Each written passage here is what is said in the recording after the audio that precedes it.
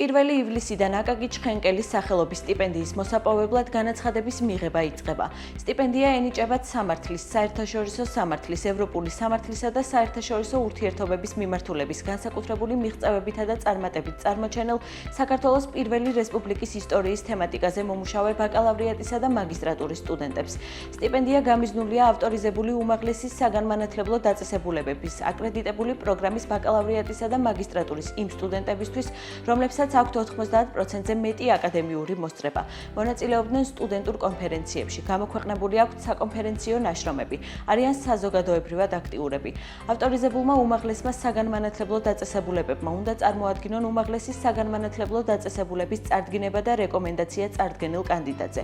სტუდენტის სასწავლო ბარათი, სტუდენტის საკონფერენციო ნაშრომი, ასევე ნაშრომის გამოქვეყნების, სტუდენტურ კონფერენციებში მონაწილეობის დამადასტურებელი დოკუმენტაცია, სიგელები და სერტიფიკატები.